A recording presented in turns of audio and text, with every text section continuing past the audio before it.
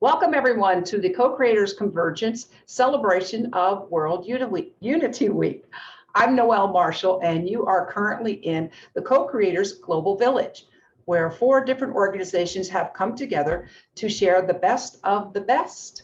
And I have a treat for you right now. We are going to hear a recording, a podcast of Reccia, who's a trance medium who has brought through 8 books from the Joseph Communications. And he was recently on the largest non-mainstream podcast show in the UK. And I'm very excited. This was just recorded a couple days ago to bring that to you. And without any further ado, I shall begin sharing. And let's talk about something incredibly interesting. Love this. We met Reccia on the programme, didn't we, a few weeks ago, 4 or 5 weeks ago, I think it is. He's a trance medium, Michael, of over 30 years. And that means he's a conduit for spiritual insights and communications from higher vibrations of reality. Now, about 16, 17 years ago, he connected to Joseph, who's a spirit, a spokesperson for a vast group of souls and spirits who are concerned with the world and the way the world is going. And they have a messages for mankind. These are benevolent spirits. Michael and his friends Tony, Jane and David have dedicated their lives since then to record and compile the messages of Joseph. They've put them into a series of books known as the Joseph Communications. And we talked about this with Michael last time. Michael channels Joseph. So Joseph uses Michael as his vehicle, for want of a better word, to communicate the messages.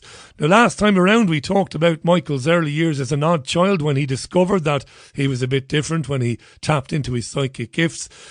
We talked about his own past lives. We talked about Joan, his spiritual teacher, and how, meeting her ultimately led to him connecting with Joseph. I'm delighted to be welcoming back to the programme this afternoon, Reccia. Michael, welcome back. How are you? Thank you so much, Richie. I'm fine. How are you? Sure, I'm hanging in there. And last week we cried off because I had an issue with a tech issue, which is ongoing, but it's not terminal. And not to make light of this, but you are open to the possibility of interference when people like yourself and others are talking about things that are really important, because whether or not we see trans women as women, and we like to treat people, as human beings, and we like to treat them properly, we don't like to hurt people's feelings. But when we talk about, diversity and all this sort of stuff, this is not important in the grand scheme of things. But where we came from and where we are going is important. And you think that when people try to communicate this stuff, sometimes it leads to interference.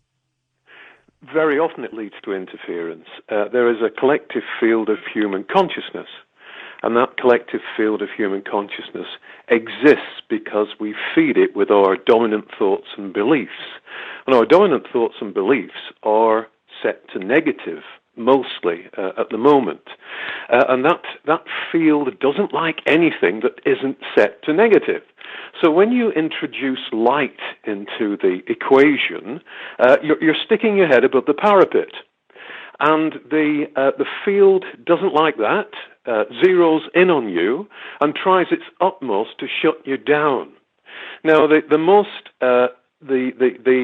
area where it can influence physical material objects most strongly is electronics, computers, that type of thing. And so the anger from the field, the negativity from the field, tends to affect electrical appliances, computers.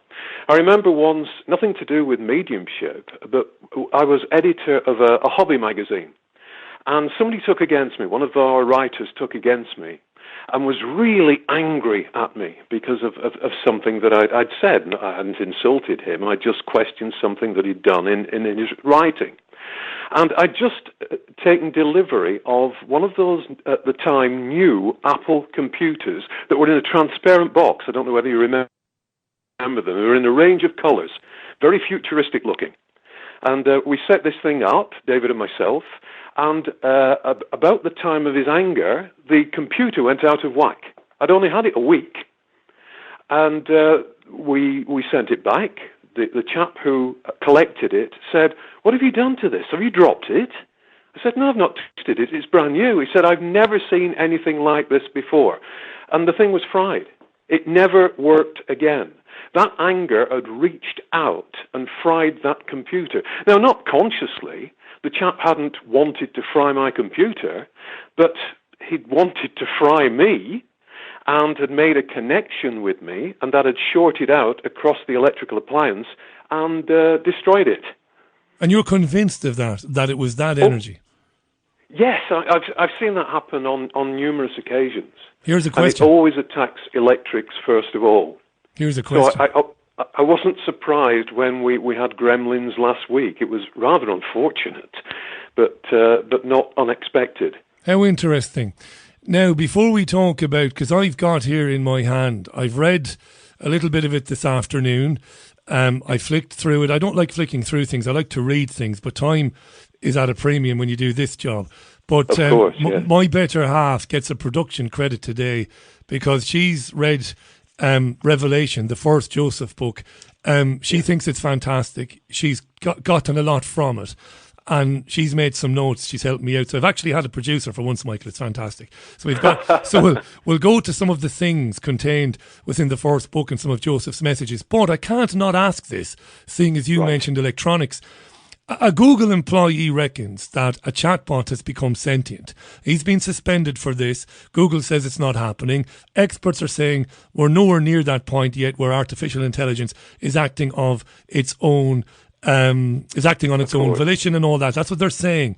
However, in your field, in the field of mediumship, and you talk about malevolent spirits, malevolent entities, and that they can be destructive through through electronics. I wonder, could it be possible? Could it be a thing that energies or negative energies or dark energies could use artificial intelligence programs or use computer programs to manifest themselves and to communicate negative messages? Well, we invest a charge into everything that we concentrate on, everything that we focus on. And to a lesser or greater degree, everything is already sentient. Now, this might sound strange, but if you bless your car, if you bless your cooking utensils and your ovens, and you thank them as though they are sentient beings, they will last longer. If you curse your car, and you curse your appliances and your cooking utensils, they will fail. Because you are investing what is already a sentient object in that is made out of living spiritual molecules, you're investing that object with a charge, either negative or positive. And so, yes, it's perfectly possible that AI can have a negative charge.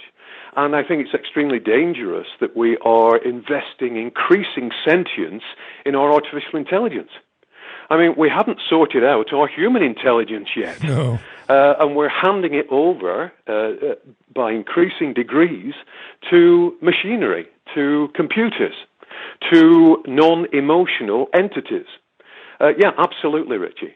Very interesting times these. Of course, the internet was awash today with people arguing, saying that it's a double bluff. When Google says it's not true, it's a double bluff. Maybe it is true, maybe it isn't true. But of course, the implications for us, for humanity, if, programs created by man or mankind begin to act for themselves and on behalf of themselves and become self-aware, well, yeah, that's a whole other discussion. We are speaking with Reccia this afternoon, and we're talking about the Joseph communications. And Joseph has lived many lives going back to the time of Atlantis and maybe beyond that. And he's been communicating through Michael for many years now. And the subject of those communications have been converted into books, the Joseph communications. And what I really like about this is that the book books, the books are on sale, but their own the money is put back into printing the books. This is a not-for-profit endeavour, and I like that. I particularly like things like that. You know, I have more faith in things like that, so I do love it. And we talked about Michael's own journey through trance mediumship and his own early journey last time he was out. But we're going to talk about some of the themes of Revelation, Joseph's message, and I suppose, Michael, if I was your friends, if I was one of your friends, one of your group, listening to what Joseph was communicating, I wouldn't be able to shut up. I suppose the first thing I'd want to know is what was Joseph's experience of God or the Creator? You know, what is the creation? What is the Creator? Does God exist? What did or does Joseph have to say about God? Well, that is a major theme throughout all the Joseph books. And it's a major theme in that it is the core of our being. And Joseph says that however you want to describe God, he or she or it or creative force or creative energy, that energy, a greater power than ourselves as individuals, seeks to explore itself, seeks to become more, seeks to experience more. And so it gives forth facets of itself. It gives birth, if you like, to facets of itself, which are us. We are parts, shards, facets of a greater intelligence, a greater energy. And we have forgotten that fact. And you can see what's happening in society at the moment, because we have all but pushed out any notion of God. If you take God out of the equation, you are denying yourself, and utter chaos follows. So yes, very definitely, Joseph talks about God at great length and in increasing detail as his books go on. And I have an absolute faith, absolute belief, an absolute knowing that we are part of a greater sentience, a greater energy. And what is more, that energy is benevolent. That energy is loving. That energy is caring. That energy knows about each of us, and if brought into our lives, if acknowledged, can stream through us to bring that benevolence, that love, that caring into our world and into our relationships with people and into our relationships with all life here. So it's a hugely important part of our lives that we have all but shut out. We still require a God. We still require that connection to something greater than ourselves. It's a core need within us, but instead of seeking a greater intelligence, a greater power, a greater energy, we place that need for God onto material objects. And so the power plays are a seeking for God, a misplaced seeking for God. The acquisition of material objects is a misplaced seeking for God. The need for security and to be loved is a misplaced seeking for God. Once you bring God back into the equation, and I'm not talking about religion in any way, shape, or form. Religion and God are two entirely different things. One exists despite the other, not because of the other. Right. Once you bring God back into the equation, a non-denominational energy that is greater than ourselves, but which flows through ourselves, then you redress the balance on earth. You bring back harmony to the equation of life on earth. You bring back peace to the equation of life on earth, and everything makes sense. But increasingly, we are shutting off God, shutting off any connection to anything greater, and investing totally in a materialistic, totally physical way of life. And, behold the chaos that's around us at the moment as a result. And if Joseph has lived so many lives for so many millennia, I suppose it must be a thing to behold. From his point of view, this materialistic, selfish, narcissistic society that we appear to be at the moment. So he talks about God through the books, and increasingly so. Does he comment at all on the religions. You mentioned the religions there. Has he made any comment on organized religion? You know, because people will be listening to this, good people I know, people I love, you know, who have a very close connection with their idea of God, whether it be Jesus, whether it be, you know, Muhammad. Has he commented on the organized religions? He said that increasingly we will see organized religion die out. And he comments on many religions, not all religions, but many religions, restricting people. Now, I can only comment from my own youth point of view, in that I was brought up as a Catholic. And I was considered for the priesthood at one stage, and seriously considered becoming a priest for about 3 years. And there was a pull, which I later recognized to be a pull towards the spiritual work, rather than a pull to join any particular organized religion. But in my experience, my religion restricted me. It was a religion of guilt. It was a religion of control. And I remember from about 16 onwards questioning what I'd been taught via my religion, in that God was a judgmental God. And God would condemn anyone doing anything that he perceived as being wrong, that was not atoned for, would condemn them to eternal damnation. I thought, well, wait a minute. If I can forgive people who have hurt me in the past, if they can forgive me, and I am human and allegedly lesser than God, how can a God who is greater love than that condemn people to eternal damnation and hellfire? It didn't make sense to me. And so there are restrictions in certain religions. Not all religions, but certain religions. That's not to say that God doesn't flow through those religions. Of course he does, or she does, or it does. Yeah. I'm using the term he as a convenience, as Joseph does. But we have to separate what God is and what God's volition is from what we are told in our religions, because often the two are not compatible.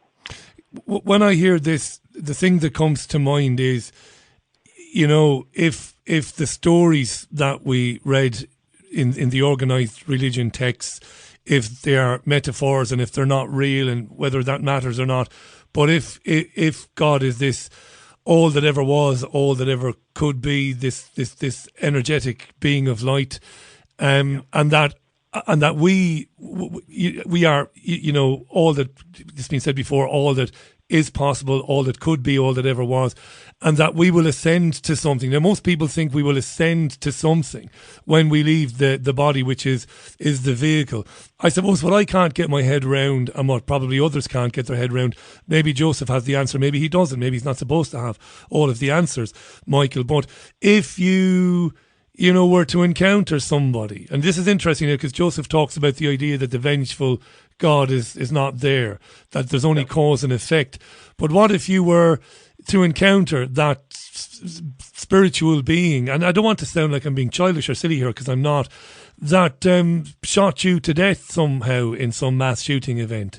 I mean, how could that work, like, you know, on any level later on, you know, after you've left the physical body? And I suppose a lot of people who believe in the, you know, the reward at the end of this journey, you know, to be with the Creator in paradise, would say, well, why should some bloke who does unspeakable things here, why would I end up in the same realm as this entity?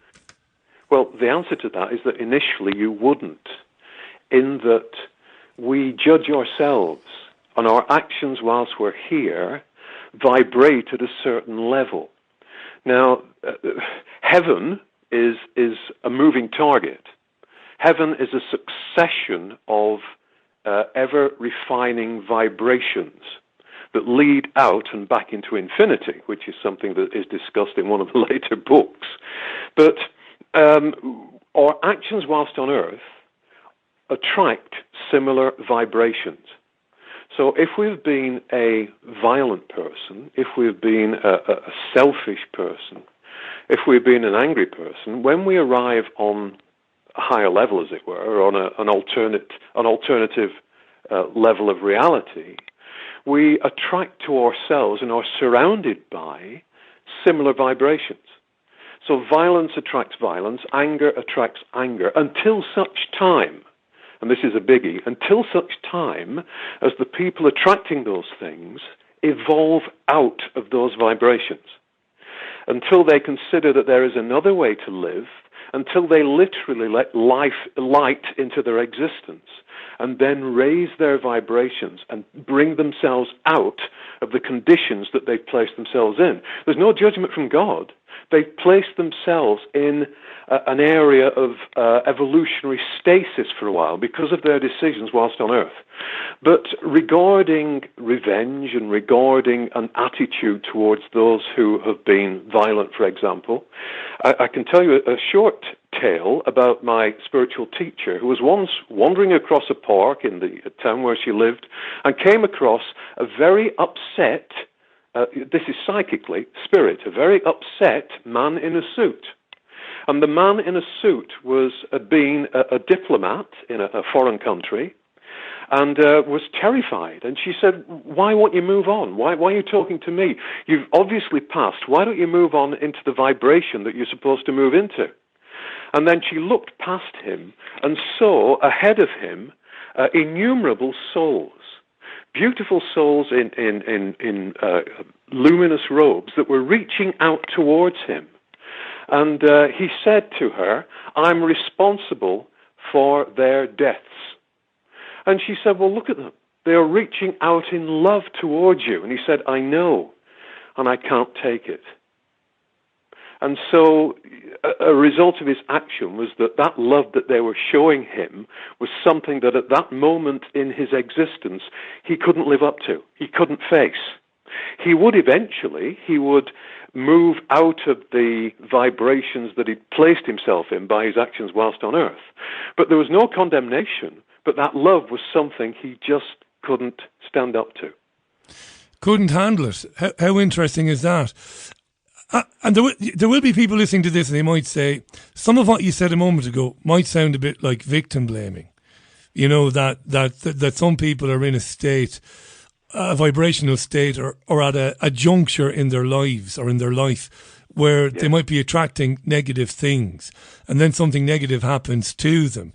Now look, there are good friends of mine who are on a very similar page to you, Michael, in how they see things and see the world, and they might agree with some of that, but I'm not sure. I don't think I'm ready to accept that just yet. And there might be people listening to this who might say, that's kind of blaming the victim, really, if you say the victim has put themselves into a place where they're attracting negativity.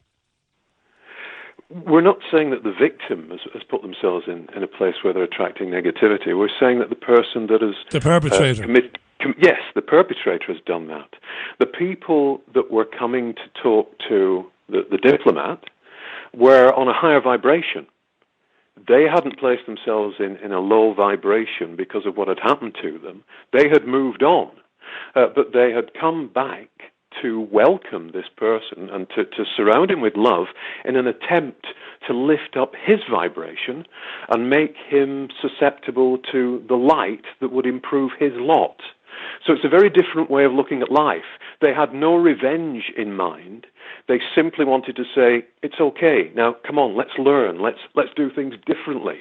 You can be where we are if you change your attitude to life, if you change your needs in life, if you change your vibrational rate.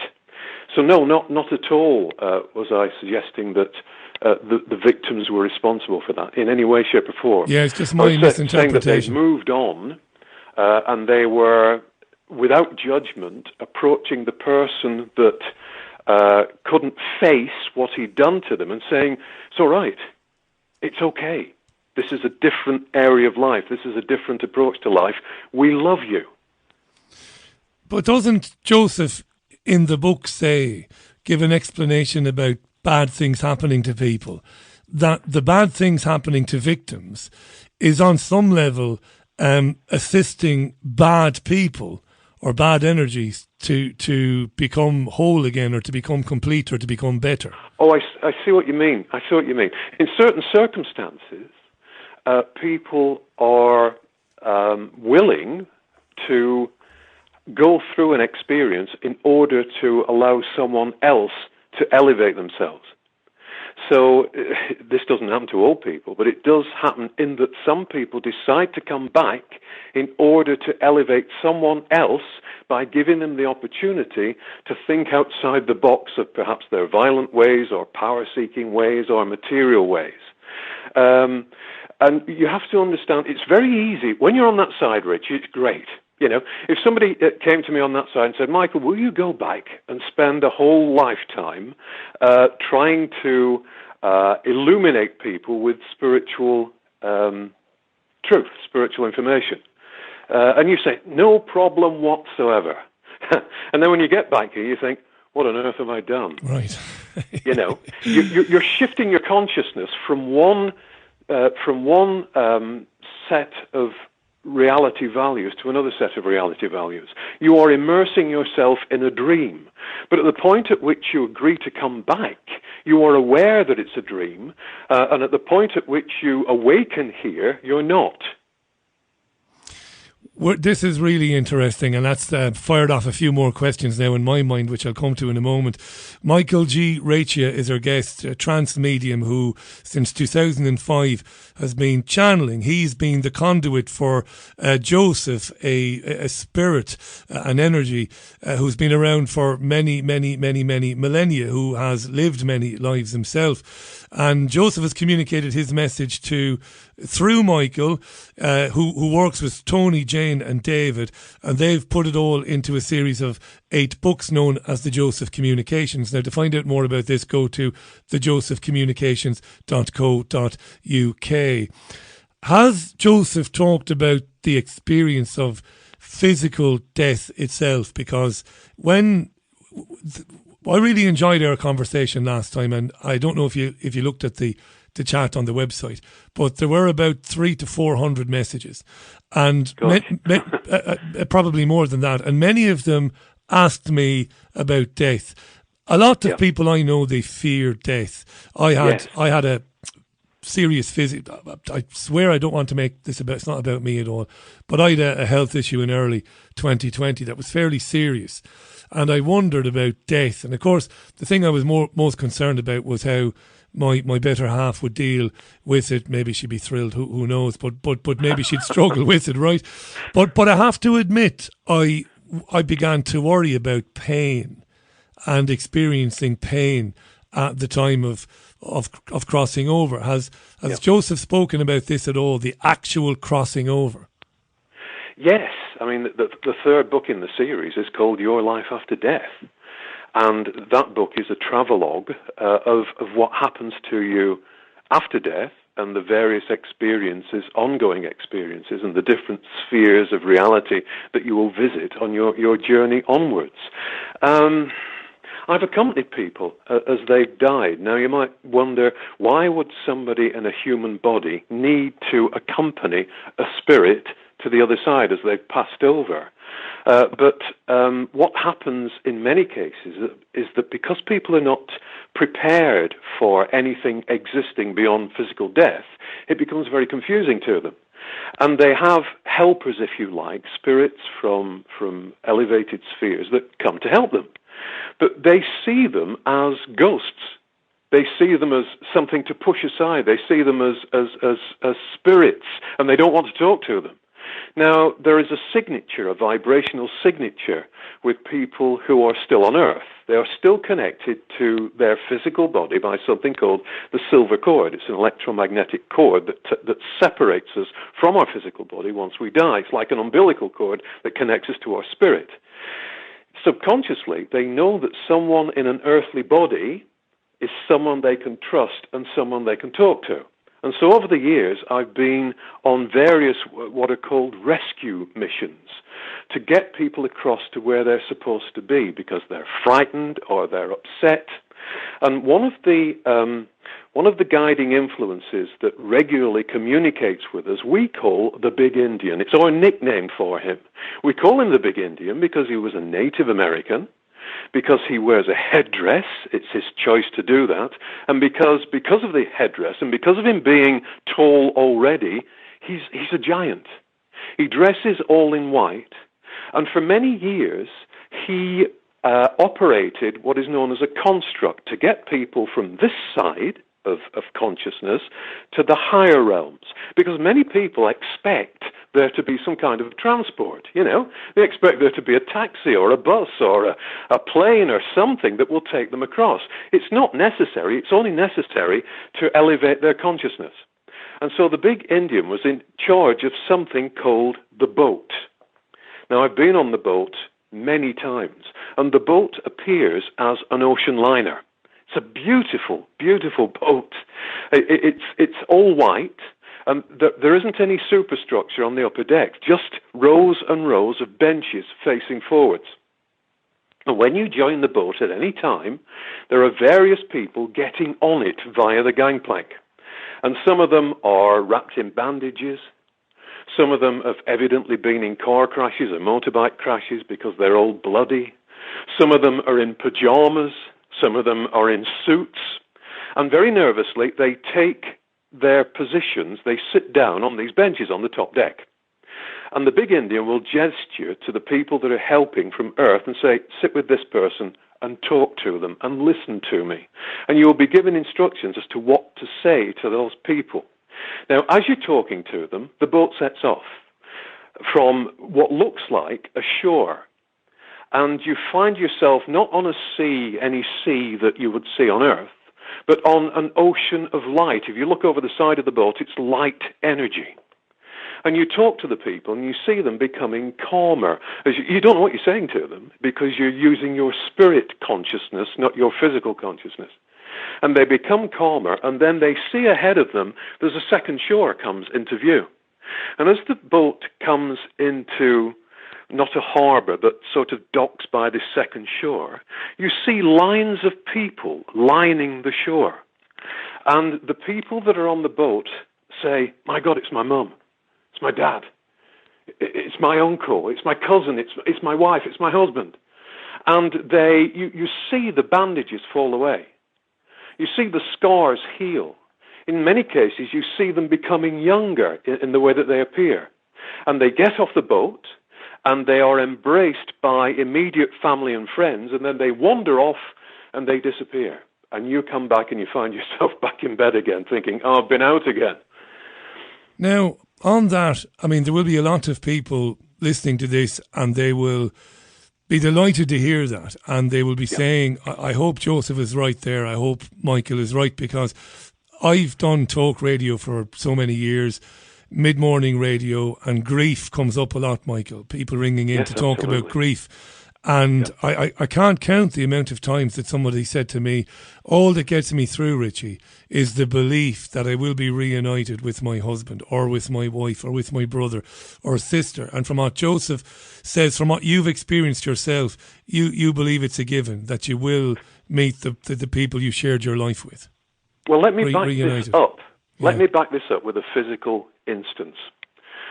Jane's mum died a few years ago from dementia. And she was going steadily worse, and we were visiting her in hospital weekly. And we hadn't told her anything about the boat, and she knew very little about what I did. She'd been to a couple of talks, but she hadn't gone any deeper than that. Now, a few weeks before she passed, I saw the boat in the corner of her room, hospital room. I didn't say anything. But I could see the big Indian actually standing next to the boat. The second time we visited her, she said to us, bearing in mind she didn't know anything about it, she said, what's that boat doing in the corner? And Jane said, what's that, Mum? She said, the boat, it's in the corner. She said, I'm not getting on yet, I'm not going yet, but what's it doing here? And I was promised that when she went, she would be taken onto the boat and she would be cared for and taken over to the other side. So we have an instance there of somebody that knew nothing at all about that construct, that thought construct for ferrying people across, and yet said to me, what is the boat doing in the corner? I've been visited by my father numerous times since he passed. He passed very suddenly, very young, via a heart attack. And I've seen him on many occasions with a wry smile because he looks much younger than I am. Right. You know, Right. How interesting. And can I ask? He's got all his hair, and he's got his youth back. He's got his energy back. And I am absolutely convinced I wouldn't do this if I wasn't. I wouldn't in conscience do what I do if I wasn't 110% convinced. Listen, I believe you. I believe in your sincerity. I don't know if you're right or if Joseph is right, but I don't care. It doesn't matter what I think. I'm only interested in speaking to people who I believe, when I believe that they believe what it is they are telling me. And I've said this before, and I don't feel I have to say that to qualify why we're talking, but I'm putting it out there for people who are a bit skeptical. I've looked through the comments. We've had a couple of, skeptical but very polite comments. People say, I think Michael is lovely to listen to, but I just can't get my head around this. I'm not sure I buy into it. Fair enough. I was fascinated you saying your father has appeared to you, because I read somewhere some years ago I read a book written by a trance medium years ago. It was an American person. Name escapes me at the moment. But she said that in her experience, parents who didn't often get on with their children, or who weren't especially good parents to their children, but then they die, that they might be, in this medium's opinion, they might be more likely to try and make some sort of contact, or, to show up. I don't know if you've got any thoughts on that. Did you get on with your own father? That's interesting that you say that. I mean, my father was a good father. He was an excellent father. But he was Italian. He was brought up during the war. He was in occupied southern Italy. At the age of 8, he used to have to go out and look after a herd of buffalo every day and come back by himself. He was shot by the occupying forces. He swam across a river, was discovered by the Americans, and his wound was going gangrenous. And they patched him up, and then he came to work over here, fell in love, and stayed here. Fantastic story. But he was a very tough man, an extremely tough man, and found it very difficult to express his emotions. They were there, but he couldn't express them. And so I suppose, as often happens between father and child, there is this tension. And I've actually spoken to my father more since he passed over than I did in all the time he was here with me. And the first time, funnily enough, that he told me he loved me was through a medium shortly after he died. He was a man of his time, wasn't he? Men back then, I know this is a generalisation, but they weren't known for their sensitivity, were they? No. And I admire that in him. He was a very strong man. He looked after his family. He looked after me. He was an amazing man. Would that I could be a tenth of what he was. But it was very difficult for him to express those emotions. But it's much easier for him to express them now. And sometimes pops in to tell me that he's learnt something new, some new skill spiritually, which is delightful. Amazing stuff. Michael Reccia is our guest. I'm going to spell Reccia. It's thejosephcommunications.co.uk. If you look up Michael, it's Reccia. That's the Italian, you see. What a story about your dad. Wow. Occupied Italy, getting shot, getting across a river, the gangrene. Amazing story, really. I suppose he would have been very, I'm nonplussed about it, I suppose, if he was ever asked about it. It was a different generation, wasn't it, Michael? Harder people. He told my mother about it, but he never spoke to me about it. And yet when he was, if he stripped his shirt off, you could see this gouge under one arm where the bullet had gone in. And he just got on with it. Amazing. Yes. The books are available. First, you'll find links at thejosephcommunications.co.uk. The proceeds of the sales go back into reprinting more books. Tony, Jane, David and Michael, whom you're listening to, they don't get anything out of it. It's not a for-profit thing, okay? They began speaking to or listening to the Spirit Joseph back in 2005. He uses Michael as a conduit. We talked about this. It's so fascinating. I listened back last week, Michael, on Monday, thinking that you were going to be with me last Tuesday. I listened back to the conversation again to listen to you talk about the experience of channeling Joseph and what that's like, because I was fascinated by that. So if this is the first time you've met Michael, if you didn't catch the first show, you really should. But you should also look for Michael Reccia and the Joseph Communications on YouTube, because there is a a YouTube channel, and it is packed full of videos and talks about the communications as well. So look up that on YouTube. There's also a third thing, if I may. Go right ahead, Richie. Michael. I've also coalesced my 40 years of experience into a free course, which is also available on YouTube. It's called Step-by-Step Course in Higher Consciousness. And the reason that we put that out is that if there are listeners that feel that they have psychic or spiritual ability and wish to safely, and that's the key word, safely develop and explore that ability, then the course allows them to do that in their own time. It's a course only in name. It's a course in that it has 6 modules, and each module builds on the last one to take them to a place where they can safely meditate, where they can safely move their consciousness down from their head mind to their heart mind, and where they can safely undergo a number of visualizations, can build an inner sanctuary, and can go there to heal themselves, to inspire themselves, and to send out light to others to help transform this world. Great stuff, Michael.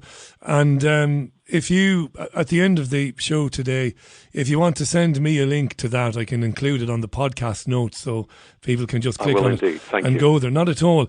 Now, controversially, we're going to talk about illness and medicine, because I know that Joseph has had a lot to communicate, to say on this issue. It's funny, we live in this country in 2022, and it is still against the law to say that it is possible to cure a certain illness. Let's call it cancer, because that's what it is. But I understand from, and I've got the passages here, I'm holding Revelation, Joseph's message, in my hand now, and Caroline has brilliantly marked out the passages. She'll make some producer one day. It's absolutely fantastic. But Joseph, he has some controversial, it might be said, opinions on why people become ill to begin with. If you want to talk a little bit about that before we talk about Joseph's belief or Joseph's message, his teaching that we can heal ourselves without the need for conventional medicine. So on the subject of how we become ill, bit controversial, what does Joseph say? Well, we have to first of all consider that we are not the physical beings that we believe ourselves to be. We have a physicality, but that is only one expression of what we really are. We are, in fact, spiritual beings. As we said earlier, we are a facet of divine consciousness. We are creators, and we create more around ourselves of whatever we believe to be true about ourselves. And during our lifetimes, we all do it, I do it, everybody does it. We pick up a lot of baggage. We are wounded by the events in our lives, by the challenges in our lives. Not only are we wounded by them, but we subconsciously hold on to them. And because time is not what it appears to be, whenever we revisit those challenges, those hurts, in our minds, we reactivate the vibrations that are around them. And over time, those vibrations wear us down. They get in, that the cracks become holes, the holes become craters, and we eventually become ill. Now, in no way am I decrying medical help, not in any way, shape, or form. But what I am saying is that there is a complementary way to look at things, and that one of the exercises that we can undertake to advance our healing is to look back at those sore points in our lives, which are actually still active sore points. They're still in the present because there isn't really a past. It's all happening now. Is to look at those sore points and to let them go. We can let them go in numerous ways, by sending light to them, by simply saying, I'm moving on from this. But as we let them go, we unblock the blockages in our body that ultimately lead to illness. I was astounded when my spiritual teacher suggested, right at the beginning of my training, if you will, that illness was could be put aside if we believe strongly enough that we are healthy. And I thought, well, that's nonsense. And I remember at the time I was working for an advertising agency, and my secretary had flu, and everybody else in the office had flu. And I was about to use the phone, landline, and she said, "Don't use that phone. I've been using it. You'll get flu. I've been using it." And I thought, hang on a minute. Let's just test this out. Yeah. And so I grabbed the phone, and I spoke to whoever I was speaking to, and I thought, no, I'm not having this. This doesn't exist. This is an illusion. This is a lie. And I was the only person in that office that didn't get that particular bug. And over the years, I built up a vision of myself as being healthy rather than being sick. I'd worn glasses since I was 2 years old, very strong glasses. I used to make people's eyes water, Richie. I was cross-eyed when I was a child. And I in the same period, I thought, wait a minute, do I really need these? And I took them off and didn't wear them for years. And bit by bit, I built up a personal approach to illness that I could fix anything that was wrong. I slipped a disc, and I was a very physical thing. Yeah. I couldn't get out of the house. It took me half an hour to walk 2 streets to the osteopath, and he tried his best to put it back in. He got me walking again. He said, "Look, I think you're going to have to go to the doctor because we're not winning here." I said, "Give me a week."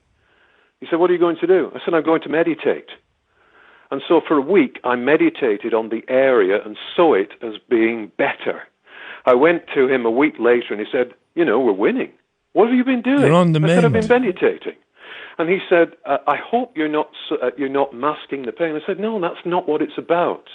It's about healing what's wrong with me and seeing it as being right again."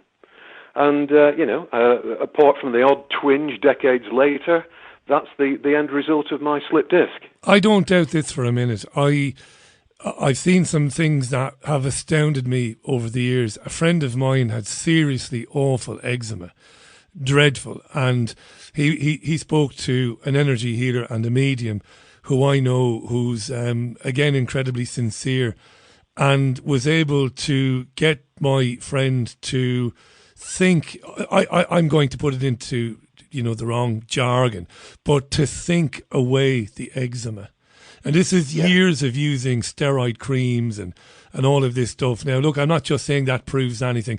I interviewed Sandy Edwards on the programme, a lovely woman who wrote Healing in a Hospital. She took part in the only controlled experiment ever where the NHS embraced for a time energy healing and looked at it. And they had to accept that it works. So I'm completely on board with this.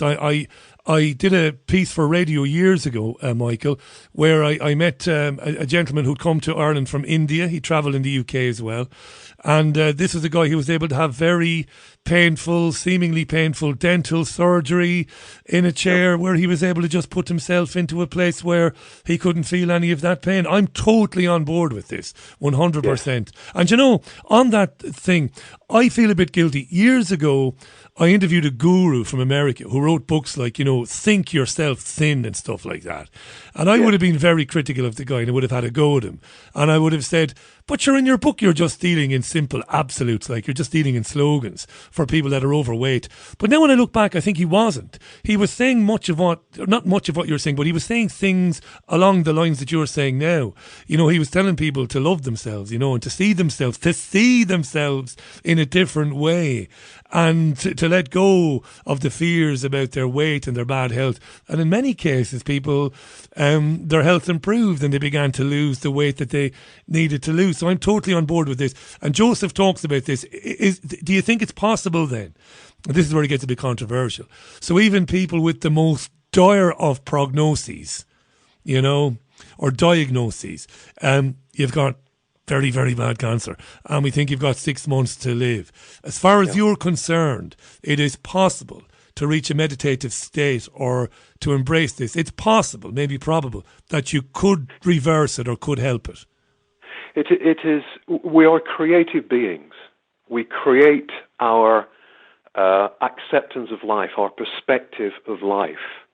And it's unfortunate that the illness is very often reinforced in that somebody says, you have got this. If somebody's handing you that on a plate as a reality. Rather than saying, well, we feel it's this, but I'm sure we can work on this together. And the mind is extremely powerful. The mind delivers to us whatever we believe to be true.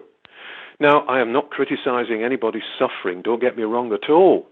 I have the deepest sympathy for people's suffering.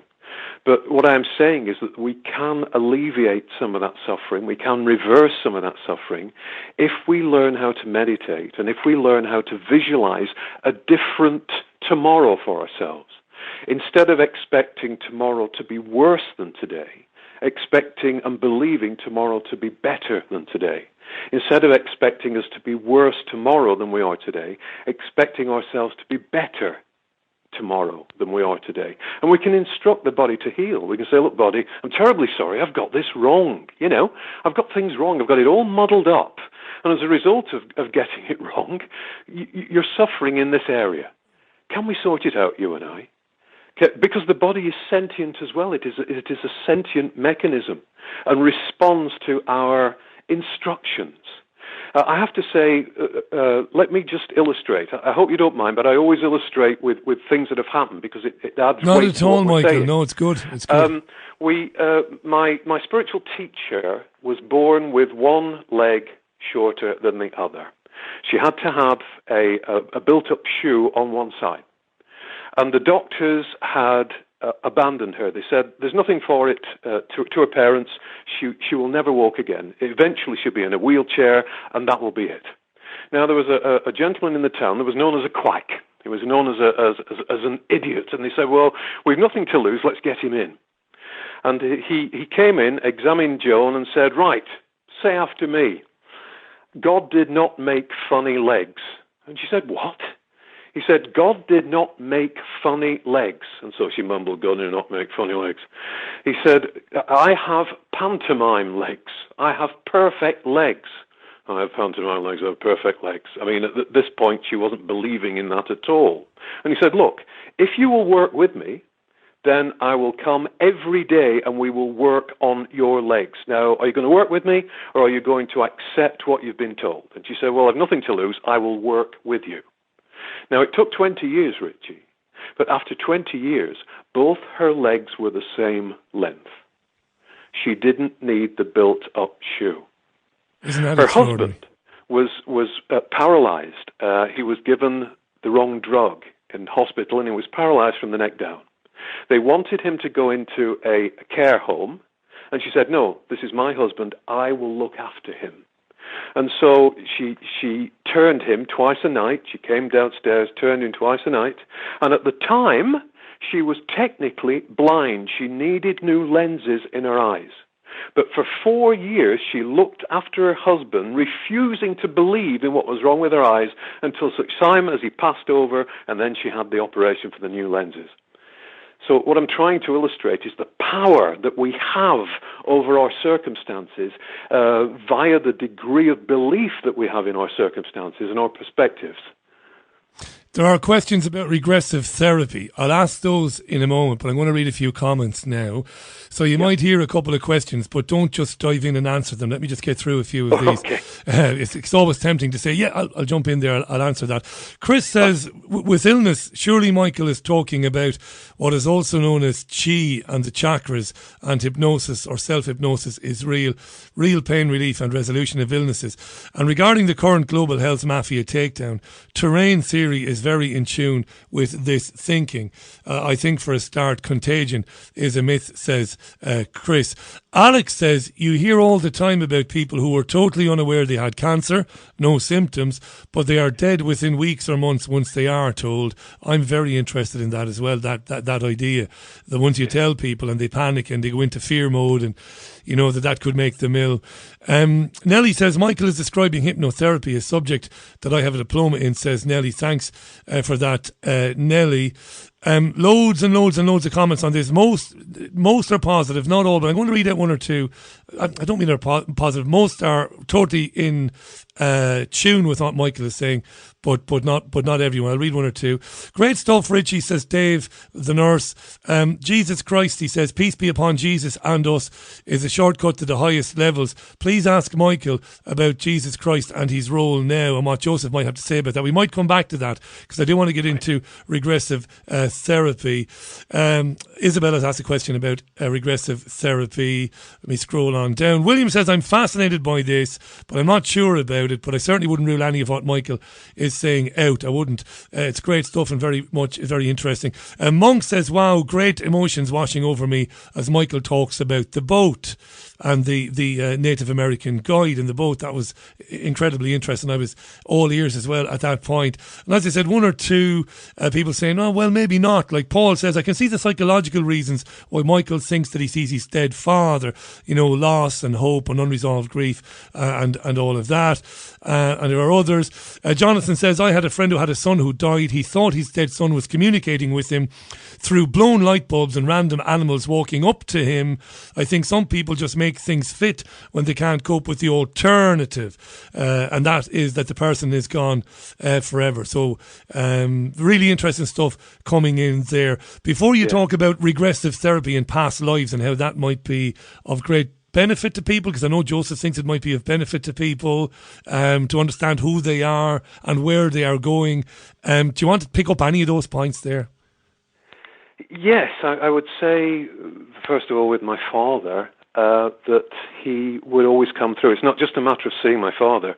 He would have something to say. And something that he would say would be with regard to, from my personal point of view, in the future. Now, those incidents that he was talking about happened. So it's not that I'm making up seeing my father. He would not just stand there. He would stand there for a reason. And he would talk to me for a reason. And so I would advise anyone who goes to a medium, if they are put in touch with a loved one, with a relative, with a friend, to look at what that relative or friend are saying to them, to build up a picture that they are indeed communicating with that person. Regarding Jesus, it's the same message, isn't it? It's the message of love, harmony. Love your brother and sister as yourself. I mean, that particular message was given 2,000 years ago. It was given through other high spirits, and it's ignored. We're in the state that we're in because it is, for the most part, ignored. How in current times are people loving each other? How in current times are they treating the other as they would treat themselves? It's such a simple message. And the Joseph message is simple. The way back to harmony and to peace on this planet is simple. You wouldn't expect it to be anything other than simple. Why would the divine hide the truth in complexity? It is the complexity of our own minds and the way that we approach society and our lives that cause all the troubles that we have. And so, yes, no problem at all with Jesus' message, no problem at all with many messages from many high messengers over the ages that have all preached the same thing. And on the subject of Jesus, Jesus said, look, folks, everything that I'm doing, I'm not doing because I want you to worship me. I'm doing it because I want to show you that you can do it yourself and better than I can.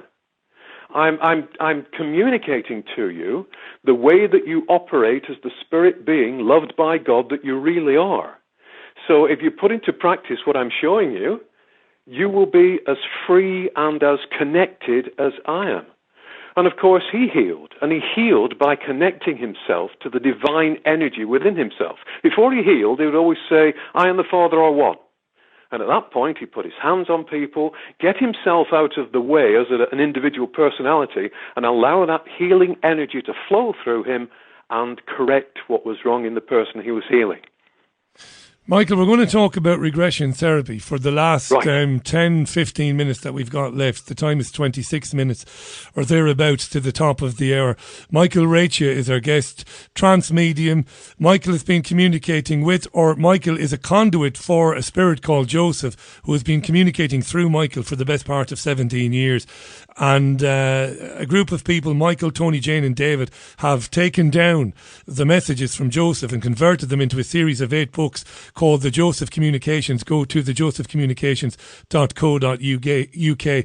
Now, regressive therapy, Isabel wants to know about Joseph's thoughts, your thoughts on it, on how it might be useful in changing group consciousness if more and more people get to experience themselves in multiple lives, and therefore helping them understand that we are all eternal and divine. But how would you even go about, knowing who you could trust to talk about this? Go ahead. That's the thing. Yeah, you need somebody that's extremely talented and skillful and loving in that area, but also that the matter of past lives can be a blessing and a curse, in that I've seen people become totally obsessed with who they were as opposed to who they are.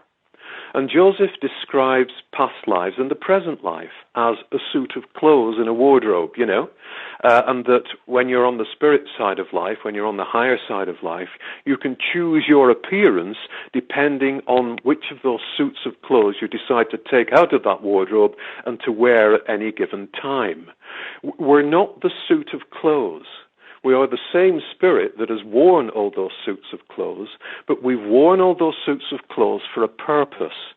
And that purpose has been to educate ourselves, to evolve ourselves, to uplift ourselves, to hopefully uplift others, and to evolve as the spiritual beings that we are really, not the material beings. So you have to be very cautious with regressive therapy, in that you need someone who is hugely experienced and empathic, and you have to go into it for the right reasons. I mean, the number of people that have been Henry VIII, for example, the number of people that have been Cleopatra, we can't all have been Henry VIII and Cleopatra. Some of us will have had seemingly very ordinary lives from the point of view of fame or notoriety, but lives that have been extraordinary with regard to how we progressed during those lives. So we have to keep things in perspective. And also, as I mentioned earlier, there's a lot of damage that we do to ourselves in this current life. And that's the dominant suit of clothes that we're wearing at the moment. And that's the suit of clothes that, to my mind, needs the most attention when we are attempting to heal ourselves. What I would say is that it's important that we investigate life after death. It's important that we investigate spirituality, not necessarily through the Joseph books, not through me, but through whatever means feel right to us, so that we can make up our own minds. The number of spirits that I've seen that cross over, have no knowledge of life after death, and restrict themselves because of that lack of knowledge. We owe it to ourselves, surely, when you consider that we're only here for a few decades, to at least investigate what comes next and to then make our own minds up. Yeah. And to investigate our capabilities as the spirits that we really are, because it does transform our lives. It allows us to take charge of our own healing. It also allows us to take charge of our contribution to the world. Rather than being a victim of the world and saying, well, things are terrible, to say, I'm putting in light today. I am attempting to change the world today. I am putting in a vision of a better world on behalf of everyone and all life on earth. Not to coerce everyone, but to give them the opportunity to examine and to embrace or to reject the vibrations that I'm putting out into the world. Yeah, I see that. I see, I've talked about this before on the program, this idea that there's no such thing as a small act of goodness or generosity or kindness. No such thing. That any act in benevolence, any act towards your fellow man or woman is making a dent in negative energy. It's making a dent in oppression, in whatever you want to call that. I really do believe that. Because somebody said to me on this program, probably about 6 or 7 years ago, they said, Richie, we keep missing I can't remember who said it, we keep missing the point. People think that they have no power to change the environment they're in or the bad things that happen in the world. But the simplest thing like doing something nice for somebody, if this becomes a habitual thing, if this catches on, this creates a consciousness, an elevation in consciousness. It creates an energy. People start to feel better. When people start to feel better about themselves, good things start to happen. I can definitely buy into that, Michael, no doubt. Yes, and you when you give out love, when you give out light, you connect, as we've said, like attracts like. You're connecting with similar vibrations from around the globe. So you're not alone in that. You connect to your family, because we're all family. You wouldn't think so, the way some of us behave, but we are family because we come from the same source. We are all part of the divine. There's a chapter in one of Joseph's books that is headed, God Can Only Count to One. Now, what that means is that we're all part of the same thing, and a lot of people reject that because some of us act so outrageously, so seemingly badly and negatively. But everyone I meet today, everyone I talk to, everyone that is listening to this now or in the future is my true brother or my true sister. It's a spiritual fact. We are family. If we accepted that, and whatever I do to you, I'm doing to me. Whatever I put out towards you, if it's anger or violence or rejection, I'm doing it to myself because you are part of me. Now, those simple facts, if we embrace those simple facts, the world would change now. Overnight. Let me ask you a final question. We'll 5 more minutes with Michael today. The josephcommunications.co.uk. Final question then, which is a big one, and we might pick it up again in the future. Yeah, I know that people such as yourself, I mean, you're not in contact with Joseph exclusively. That you will meet or encounter other entities, energy, spirits, whatever you want to call them. Now, my listeners will say that I should say that you believe this. I shouldn't say that you do. I should say that you believe this. But I believe that you believe that you do, and that's all that matters. As I said earlier on, has anybody communicated to you any message with respect to agendas that we are bearing witness to at the moment? We call them things like the Great Reset, agendas which are to take us down very, very dark roads, totally away from who we really are, enslavement agendas. Is there anybody, alive or dead, Michael, I don't mean to be flippant when I say that, or glib, who has given any indication as to how this might end up?